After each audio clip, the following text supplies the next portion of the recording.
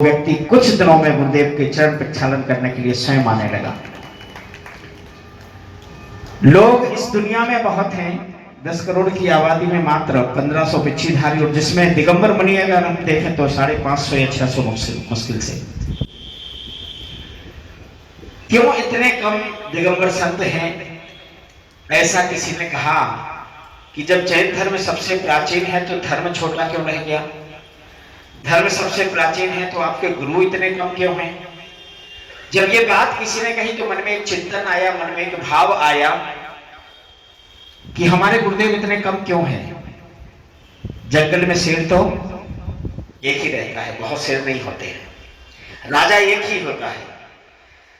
तो कहा कि जब 10 लोग जन्म लेते हैं तब किसी परिवार का प्रिय एक व्यक्ति जन्म लेता है, जब 100 लोग जन्म लेते हैं तो किसी मोहल्ले या गांव का प्रिय व्यक्ति जन्म लेता है, जब 1000 लोग जन्म लेते हैं तो एक नगर का प्रिय व्यक्ति जन्म लेता है, और जब 1,00,000 लोग जन्म लेते हैं तो कोई नेता या अभिनेता जन्म लेता है, लेकिन जब 1 करोड़ लोग जन्म लेते हैं तब एक दिगंबर संत जन्म लेता है। 4 पंक्तियां गुरुदेव के चरणों में समर्पित करते भी अंबर हो नहीं सकता। कितनी भी ऊंचाई प्राप्त कर ले लेकिन आकाश जैसे ऊंचे नहीं उठ सकते हो। उठे ऊंचा कोई कितना भी अंबर हो नहीं सकता, बड़े आकार पर कतरा, कतरा बोलते हैं पानी की बूंद को, पानी की बूंद कितनी भी फैल जाए, बड़े आकार पर कतरा समंदर हो नहीं सकता। तपों की आग में तपता दमकता तन है कुंदन सा, यूं ही तो नहीं सकता, यूं ही दुनिया में हर कोई दिगंबर हो नहीं सकता। इसलिए हमारे साधु संतों की संख्या कम है, लेकिन कम होते हुए भी जितने हैं उन सब पर बहुत भारी है। आइए चलते हैं ऐसे राष्ट्र संत समण गुरुदेव बिहार सागर जी के चरणों में, जिनके मंगलमय धर्म के मार्ग में आगे बढ़े मोक्ष। उन्हें किसी दूसरे के निर्णय पर चलने की किसी प्रकार की कोई जरूरत नहीं। उनका अपना खुद का डिसीजन ही उनकी अपनी ताकत होती है, और इसीलिए उनका ना कोई गुरु होता है ना ही उनका कोई प्रभु होता है। इसलिए वह जन्म से ही क्या होते हैं,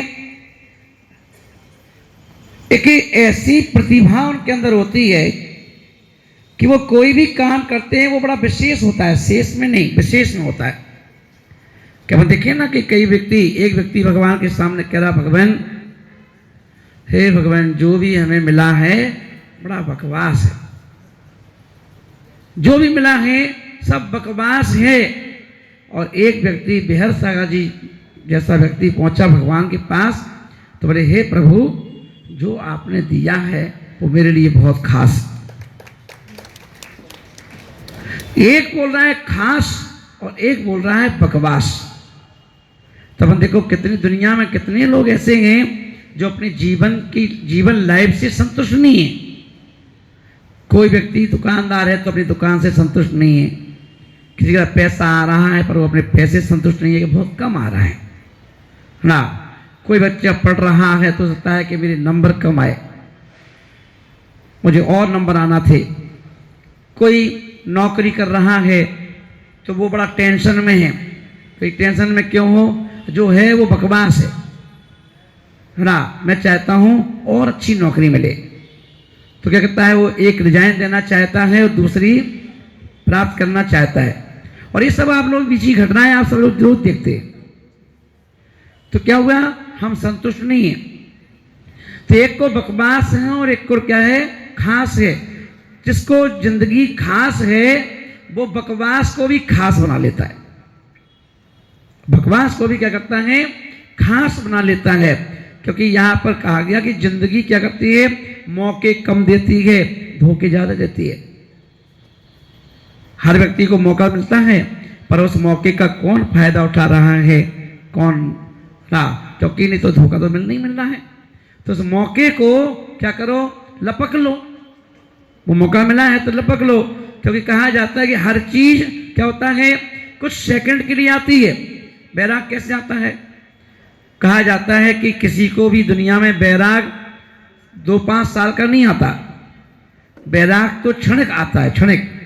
पर कहा जाता है कि जब लोहा गर्म हो और उसी गर्म लोहे पर चोट मार दी जाए तो बैराग पक्का हो गया। तीर्थंकरों को रोज बाल दिखाई नहीं देता था कि हमारा बाल सफेद हो गया, और जिनको कभी कभी एक बाल दिख गया तो वो क्या करते थे, एक बाल ही उनकी बैराग का कारण बन गया।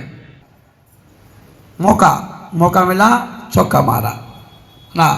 तो ये लाइफ क्या है, तो इसलिए आचार्य महाराज बोल रहे हैं कि जीवन में 2 ही चीजें ऐसी हैं जो हमारे लिए या तो ऊंचाई की ओर ले जाती हैं या हमें नीचाई की ओर ले जाती हैं, या तो फर्श से अर्श पर ले जाती हैं या अर्श से वापस फर्श पे लेकर आ जाती हैं। वो 2 चीजें कौन सी हैं? बोले एक का नाम जो अर्श से फर्श पर वापस लेके आ जाए उसका नाम क्या है, अहंकार। उसका नाम क्या है, अहंकार है। संस्कार, इससे अपन देखते थे बच्चा जब पैदा होता है तो माँ बाप क्या चाहते हैं, इस बच्चे को किसी संत के पास ले चलो, और किसी संत के पास ले जाएंगे तो संत क्या करेंगे, संत से कहते हैं कि महाराज ये अपना नाती पोता है या हमारा बेटा है, और आप इसको पहले तो जैन बना दो, जैन बना दो, संस्कार दे दो, जैनों के संस्कार। फिर इसके कान में क्या कर दो, सूर्य मंत्र के रूप में नमोकार मंत्र सुना दो। अब ये बताओ, जो नमोकार मंत्र 5 परमेष्ठी नमस्कार मंत्र है, अगर महाराज सुनाएंगे और या आप सुना दो, उस नमोकार मंत्र में क्या अंतर है? वही 5 पद हैं, पर आप सुनाएंगे तो उसका प्रभाव अलग है और महाराज सुनाएंगे तो उसका प्रभाव अलग है। तो बोले आपने क्या किया, महाराज से कहा कि नमोकार मंत्र सुना दो। नाग नागिन को पार्श्वनाथ के जीव ने क्या किया, वही नमोकार मंत्र सुना दिया, और नमोकार मंत्र सुना दिया तो क्या हुआ, वही नाग नागिन स्वर्ग के देवी देवता बन गए। और यदि हो सकता है नमोकार मंत्र ना सुनाते तो हो सकता है भाई नाग नागिन जो किस एक कौन सी योनि में, त्रियंश योनि में थे, हो सकता है कि वो और नहीं चले जाते। तो बोले कि एक महापुरुष जो स्वयंभू पद की ओर बढ़ रहा हो, वह व्यक्ति के मुंह से नमोकार मंत्र सुनाने का प्रभाव पड़ जाता है। अब देखते हैं कि श्वेतांबर समाज में एक बहुत अच्छी व्यवस्था है। वहां पर कोई साधु होते हैं तो अपने यहाँ पर दिगंबर और श्वेतांबर में इतना अंतर है कि श्वेतांबर साधु अगर नगर में विराजमान हैं तो वहां के लोग क्या करते हैं, स्त्री पुरुष कोई भी यदि नमस्कार करने जाते हैं तो महाराज से कहते हैं कि पहले तो वंदना करते हैं। अपन लोग शॉर्ट एंड स्वीट, अपन ने कहा नमोस्तु महाराज, और वो क्या करते हैं, स्तुति बोलते पूरे को तो आया इनम पाया इनम आदि आदि वो स्तुति है पूरी बोलेंगे। और हालांकि भगवान महावीर स्वामी ने अपने यहाँ भी कहा कि महाराज जी के पास जाकर के नमोस्तु कैसे करें, भगवान के सामने जाकर नमोस्तु कैसे करें। तो उन्होंने कहा कि नमोस्तु करो, हे स्वामी ऋक्षकालम अच्छेमी पूजेमी बंदामी नमस्सामी दुखको कम्मखो बोहिलाओ श्रीगमनम समाधि मरणम जिन गुण संपत्ति हो मध्यम, ये पूरी स्थिति बोलना चाहिए। क्या होगा, इसलिए गुरु के पास जाकर के फ्रेश माइंड को लेकर के, और गुरु के पास जाकर के क्या किया, अपने हाथ जोड़ के खड़े हो गए और पहले अपने स्तुति की, प्रे की, और प्रे करने के बाद अब गुरु ने क्या किया, गुरु से बोला, निवेदन किया, हे गुरुदेव हमारे अंदर तो गुण आने ही चाहिए, क्योंकि कहाँ है संगति कर रहे हो तो उन जैसे विचार भी लाना चाहिए। आज हम बाहर की चीजों को देखकर तो बराबरी करने की कोशिश करते हैं। कोई अगर नया मकान खरीद ले, अच्छे डेकोरेट करवा दे, तो हमारे मंदिर में हिलोरे उठने लगते हैं कि हमें अभी ऐसा ही करवाना है। कितने लोग नहीं सोचते हैं बताओ? अगर कोई बगल में पड़ोसी नई 4 व्हीलर गाड़ी लेके आ जाए, किसके मन में विचार नहीं आता है कि हमारे घर में भी 4 व्हीलर ऐसी आनी चाहिए? सबके अंदर आता है, बताओ ना, आता है ना? भगवान के गुण धारण करना चाहिए। हम लोग हमेशा लौकिक वस्तुओं के लिए क्या रहते हैं? इच्छुक रहते हैं कि हमारे घर में दौलत आ जाए। अभी महाराज जी ने बताया बहुत से लोग क्या करते हैं, दीपावली के समय पर घर के सारे रुपये जेवर सब रख देते हैं। कहाँ पर? लक्ष्मी पूजा में।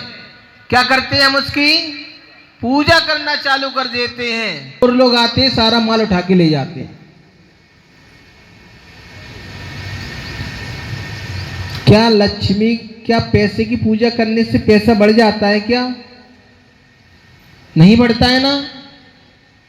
हम लोगों ने जो अदेव हैं, देव नहीं है, देव तो 4 प्रकार के होते हैं, सभी को पता है, भवनवासी, व्यंतर, ज्योतिष और वैमानिक। कुछ ना कुछ नई चीज आपके सामने प्रकट कर दी जाती है और हम उसकी आदत में आ जाते हैं और आदत में आकर उस चीज को छोड़ नहीं पाते हैं। पर महाराज जी कहते हैं कि आदत बहुत बुरी चीज होती है, चाहे किसी भी चीज की हो। कहते हैं महाराज जी, नई खूबी, नई रंगत, नए अरमान पैदा कर। प्रत्येक दिन ऐसा होना चाहिए कि हमारे जीवन में कुछ नया होना चाहिए। पुराना देख देख के बोर नहीं होते हो? रोज वही घर वालों को देखना, सुबह सोकर उठे वही क्रियाएं करना। कभी इन जैसे बन के तो देखो, कह दो कि विचार करना, रोज नए नए कपड़े, वही कपड़े पहनते हो सुबह उठकर। कभी दिगंबर वेश धारण करके देखो, कितना आनंद आता है। तो कहाँ है नई खूबी, नई रंगत, नए अरमान पैदा कर और इस खाक के पुतले में भगवान पैदा कर। जो व्यक्ति ऐसा विचार कर लेते हैं, नियम से एक दिन भगवान बन जाते हैं। बोली भगवान महावीर स्वामी की